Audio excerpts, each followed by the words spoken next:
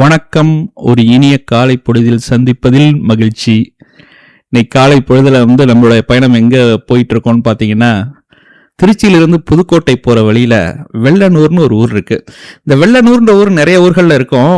இது திருச்சி புதுக்கோட்டை சாலையில இருக்கிற, பார்க்கலாம் நீங்க, இடதுபுறம் இருக்கு வெள்ளனூர். இன்னைக்கு காலையிலே நம்ம எதற்கு வந்திருக்கோம்னா, ட்ரெஷர் ஹண்ட், அதாவது ஆங்கிலத்தில் சொல்றாங்கல்ல ட்ரெஷர் ஹண்ட்னு, புதையல் வேட்டை. உடனே நம்ம மக்களுக்கெல்லாம் புதையல் வேட்டைனோட என்ன தோணும் அப்படின்னா, தங்கம், வெள்ளி, வைரம், வைடூரியம் எல்லாம் ஒளித்து வைக்கிற இடத்த தேடி கண்டுபிடித்து எடுப்பது தான் ட்ரெஷர் ஹண்ட் அப்படின்னு தோணும் ஆங்கிலத்தில். புதையல் வேட்டை, அதை விட பெரிய ஒரு புதையல் வேட்டையெல்லாம் நம்ம ஈடுபடுறோம். பார்த்துங்க, அதை நெடுஞ்சாலையிலேருந்து அப்படியே இடதுபுறம் திரும்பினீங்கன்னா அந்த வெள்ளனூர் பேர் பலையை பார்த்துருப்பீங்க. அதை திரும்பினீங்கன்னா அந்த பாதை தொடரும். நாம் பார்க்கக்கூடிய இந்த காட்சிகள் மிக மிக அரிதானவை. ஏன் இப்படி நம்ம இதை சொல்கிறோம் அப்படின்னு பார்த்தீங்கன்னா, இந்த கோயிலை பற்றி, இந்த இடத்தை பற்றி பெரிய அளவில் எந்த காணொளிகளில் இல்லைன்றதை நீங்கள் மனசில் வச்சுக்கணும். நம்மளுடைய மரபு சார்ந்த மிகப்பெரிய புதையல்கள் இப்படிதான் ஒளிந்து கொண்டிருக்கின்றன. வாங்க போலாம். அங்க பாத்தீங்களா, தூரத்துல வயல்வெளிகளுக்கு நடுவில் ஏதோ ஒரு விஷயம் தெரியுதா? அது ஒன்றும் இல்லை, நம்ம என்றென்றும் பார்த்து கொண்டு இருக்கிற நம்மளுடைய கோபுரம் தான். பாருங்க, இப்ப எல்லாம் நிலங்கள்லாம் வறண்டு இருக்கிறதுனால உங்களுக்கு தெரியல, மிக மிக பசுமையாக இருக்கக்கூடிய, அப்படியே ஒரு வளம் பொருந்திய இடங்கள் நடுவில் இருக்கிற ஒரு அமைப்பை நீங்க பார்க்கலாம். மிக மிக அழகான ஒரு கோயில் தென்படுகிறது. பாருங்க, பார்த்துட்டீங்களா? என்னடா அது சின்னதா ஒரு கோயில் தெரியுதுன்னு பாக்குறீங்கல்ல? உலகத்தின் மிக மிக முக்கியமான காட்சிகளில் இவை ஒன்று. எப்படி இப்படி எப்ப பார்த்தாலும் ஒரு டிராமா மாதிரி உலகத்திலே முக்கியமானது அப்படின்னு பேசிக்கிட்டு இருக்கோமே அப்படின்னு நினைச்சிட வேணாம். உண்மையிலே முக்கியமானது. இந்திய நாட்டின் மிகப்பெரிய ஒரு பொக்கிஷம், சொத்து என்று கூறலாம். பார்க்கலாம் நீங்க, ஏஎஸ்ஐ தொல்லியல் துறையின் பாதுகாப்பிற்கு கீழ் உள்ள இந்த சிவாலயம் பாருங்க. நேஷனல் ஹைவே, அதான் அந்த திருச்சி புதுக்கோட்டை நெடுஞ்சாலையிலிருந்து மிக சிறிய தொலைவில் தான் இருக்கு. நிறைய பேர் கண்ணில் படாத கோயில் இது. அவ்வளவு அழகான, மிக பழமையான, தொல்லியல் துறையால் பாதுகாக்கப்படக்கூடிய ஒரு கோயில் இது. பார்க்கலாம் வாங்க. இது சோழர் காலத்து கோயில். இது பற்றிய தரவுகள் மிக குறைவாக தான் இருக்கு. இதை அறிஞர்களும் மற்றவர்களும் தான் அதை பற்றிய தெரிவிக்கணும் நமக்கு. இப்போ நம்முடைய காட்சிகளை பார்ப்போம். பாருங்க, முன் பகுதியில் இருக்க அந்த கொடிமரத்துக்கு அருகில் கோயிலையும் பாருங்க, கோபுரத்தையும் பாருங்க. பார்த்தோன்னே உங்களுக்கு தெரிஞ்சிருக்கும் எவ்வளவு பெரிய திட்டமிடல் அப்படின்றத நீங்க பார்க்கலாம். ஒரு செய்தியை நம்ம பார்த்து கொள்ளணும், அடிக்கடி சொல்லக்கூடிய ஒரு செய்தி. அளவுகள் நம்மை பிரமிப்பூட்டுகிறதா அல்லது அதனோட படைப்பின் வடிவங்கள் நம்மை ஆச்சரியப்படுத்துகிறதான்றதை பார்த்தோம்னா, படைப்போட வடிவங்கள் தான் நம்மளை பயமுறுத்தும். இதை பாருங்க, ஒரு கோயிலுடைய அளவீடு 1 அடி கற்களில் செதுக்கப்பட்டிருக்கிறது.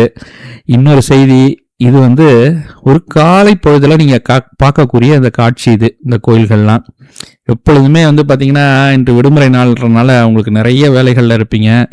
அதற்கு நடுவில் நம்ம உங்களுடைய நேரத்தை எடுத்துக்கிறோம். அங்க பாருங்க, எவ்வளவு அழகான அமைப்பு பாருங்க.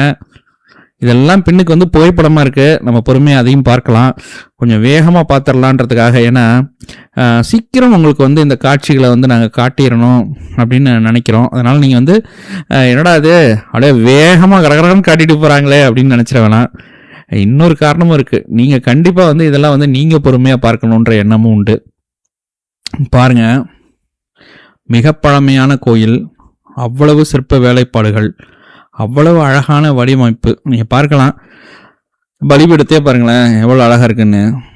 அவ்வளவு நேர்த்தியா மிக தெளிவா வடிவமைக்கப்பட்டிருக்கு பாருங்க. நந்தி மண்டபம் எல்லாமே பார்க்கலாம் நீங்க. இப்ப அது பிற்காலத்துல எந்த வடிவத்திலேருந்து நம்ம இப்படி வளர்ந்துருக்கோன்றது இதுல இருந்து தெரியும். திட்டமிடல் எந்த காலத்தில் இருக்குன்றதை நம்ம பார்த்து கொள்ளலாம். அப்படியே இந்த கோயிலை பார்க்கும்போது எங்களுக்கு அப்படியே வியப்பு மேல் வியப்பு அப்படி நினைச்சுக்கலாம் நீங்க. நல்லா ஏஎஸ்ஐ வந்து தொழில்துறை வந்து பராமரித்து நல்லா தூய்மையாக ரொம்ப அழகாக வச்சுருக்காங்க. இன்னொரு செய்தி பாருங்க, இவ்வளவு பெரிய கட்டமைப்புகள் வந்து காலத்தை கடந்து நம் கண்முன்ன நிற்கிறதுன்றது மிகப்பெரிய காட்சி. இதையும் நம்ம அடிக்கடி நம்ம காணொலிகளில் சொல்கிறோம். இருந்தாலும் வந்து நம்ம வந்து இந்த இடங்கள்லாம் வந்து ஆரம்பத்தில் கூறியது போல ஒரு புதையல் வேட்டையா நீங்க பார்க்கணும். அவ்வளவு பெரிய ஒரு கலைப்படைப்பு நம்ம மக்கள் கண்ணில் அது படவே மாட்டேங்குது. அதை பார்த்துங்க நீங்க. இன்னும் ஒருத்தரும் வந்து பெருசாக அதை பார்க்கறது இல்லை. இந்த மாதிரி ஒரு இடம் இருக்கா, நமக்கு எங்க நேரம் இருக்குது இது இருக்கலாம் இல்லை. நம்ம தான் எப்பொழுதும் நம்ம வந்து வேலையும் நம்ம மற்ற பழுக்களோடையும் ஓடிக்கிட்டு இருக்கோம். பாருங்க, அருமையான கல்வெட்டுகள், இன்னும் தெளிவான கல்வெட்டுகள்லாம் உங்களுக்கு காட்டுறேன். கண்டிப்பாக நம்மளுடைய புகைப்படங்களை இன்னும் தெளிவாக நீங்கள் அதெல்லாம் பார்க்கலாம். பாருங்க, இந்த கோயில் அமைப்பை பாருங்க, மிக தெளிவான மிக அழகிய அமைப்பு இது. அந்த மூலையிலிருந்து நம்ம பார்க்கலாம், இன்னும் தெளிவாக தெரியும். அந்த கோயிலோட முழு அமைப்பை நம்ம பார்க்கலாம். நாம் அடிக்கடி கூறக்கூடிய ஒரு செய்தி தான். நீங்கள் வந்து இந்த செய்திகள்லாம் ஏன் நம்ம பார்க்கணும், எதற்காக இதை வந்து தெரிந்து கொள்ளணும் அப்படின்றது ஒரே ஒரு செய்தி தான். இப்போ வந்து நம்ம இடங்கள்ல இருக்கிற இவ்வளவு அரிதான மிக பழமையான உலகமே போற்றக்கூடிய உலகத்தின் கண்பாறையில் பாதுகாக்க வேண்டிய அளவிற்கு முக்கியத்துவம் வாய்ந்த அமைப்புகளாகவும் கோயில்களாகவும் வடிவமைப்பாகவும் உள்ளதுன்றதை நீங்கள் தெரிஞ்சுக்கணும். என்னுடைய ஆழ்ந்த கருத்து என்ன அப்படின்னா, இந்த இடங்களை மாணவர்களும் பேராசிரியர்களும் இதை துறை சார்ந்தவர்களும் கண்டிப்பாக பகிர்ந்து அவர்களை வந்து பார்க்க வைக்க வேண்டும்ன்றது தான் எங்களுடைய முதல் கண் நோக்கம். நீங்கள் பார்க்கலாம், இவ்வளோ பெரிய வடிவமைப்பு. இதை பாருங்களேன், இதற்கு மேலே இருக்கிற இதெல்லாம் ஒரு ஆவணம்னு நீங்கள் எடுத்துக்கணும். அதோட வடிவமைப்புகள் வந்து நம்ம சொல்லுவோம் இல்லையா, முத்திரைகள் மாதிரி ஆவணங்கள் அவையெல்லாம். ஒரு வடிவமைப்பும் ஒரு செய்தியை நமக்கு வந்து அறுதிட்டு கூறுதுன்றதை நம்ம பார்க்கலாம். மண்டபங்கள் நடுவில் ஒரு தூண் இருக்கு பாருங்க, எல்லாம் ஒரு சிறப்பாக தான் இருக்குது. பார்க்கலாம், நிறைய சீரமைத்தது தான் இது. நிறைய பழுதடைஞ்சிருக்கு, அதுக்கு மேலே வந்து சீரமைச்சிருக்காங்க. பார்க்கலாம், நிறைய அழிந்து விட்டது, இருந்தாலுமே மீட்டெடுக்கப்பட்டிருக்குன்றது ஒரு பெருமைக்குரிய செய்தி. பாருங்கள், எல்லாத்தையும் சீர் செஞ்சுருக்காங்க.